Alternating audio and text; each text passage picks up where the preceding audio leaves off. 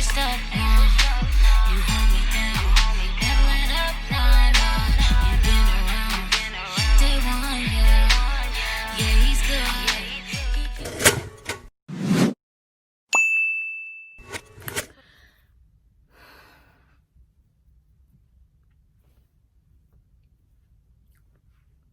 Okay, I'll tell you now. Girl, I'm about to tell you the tea. What you need to be prepared for in beauty school. All right? This is my experience. I'm owning it. And I think it could be a lot of other people's experience. So let's get into it. First, there are a whole lot of beauty schools probably to choose from in your area. But don't think if you go to the most expensive one that will be the best one. I had a coworker that went to a program at a community college for cosmetology. And when I tell you, she had such an extensive knowledge of cosmetology, textured hair, hair cutting, color, that it blew my mind. She paid $5,000 for the whole program. I went to Empire Beauty School. First I was like, should I say it? Should I say the name? But I mean, who cares? And at my time of enrollment, it was $20,000, okay? But you know what? That is on me. Part of the reason why I went there is because it was the closest one in my area. The program that my coworker went to, it was probably like 30 minutes away. And I didn't have a car at that time, so I just had to do what I had to do as far as like my parents being able to take me to school. 2, you won't know everything when you leave school. There are certain things that I feel like I should have learned in beauty school that just weren't in the curriculum. So they teach you a lot about color and the science behind color and like simple applications.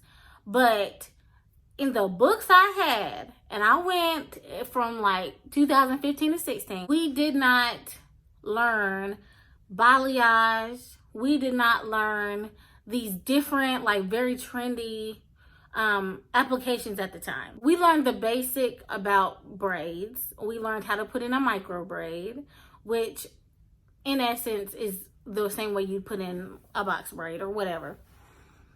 But don't expect your instructors to know everything. So for instance, when it came to braiding and weaving, we had girls in our class teach us how to do it. I don't know how normal that is. And don't get me wrong, homegirls taught us. But it was kind of like I'm paying $20,000 for my coworker that doesn't even have her license yet to teach me. I'm confused. Another thing, if you are not prepared for drama, get prepared, okay? Typically, there's mainly women in a class. I had so much drama in beauty school. When I tell you, you could breathe the wrong way and it will offend another woman, okay? So just be ready. And I'm not going to say be ready to fight. I'm not going to say that. But just be ready for anything.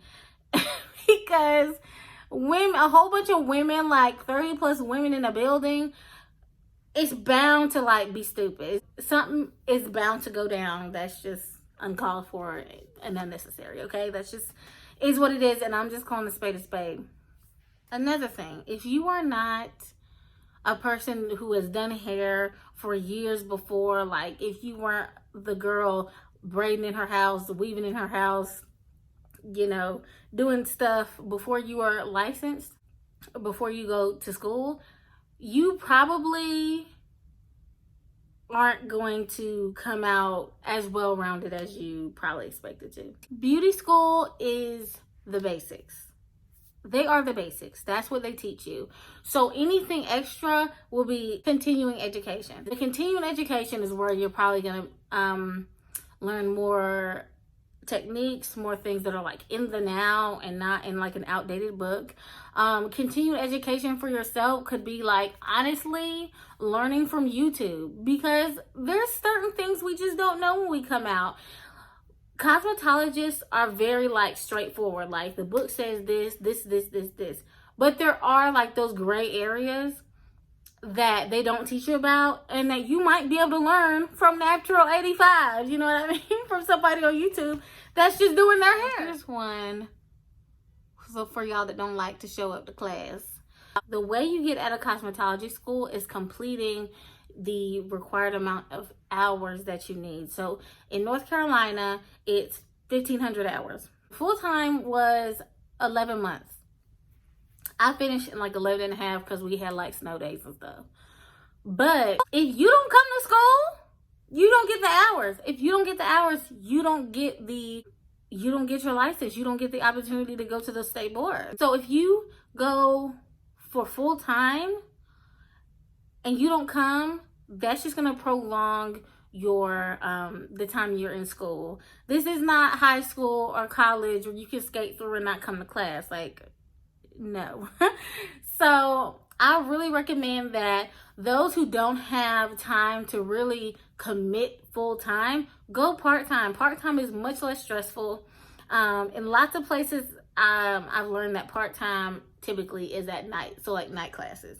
Now that is a much longer time, but do everything you can in excellence. So yeah, but the thing I really hope that you hold on to and grasp from this video the most is that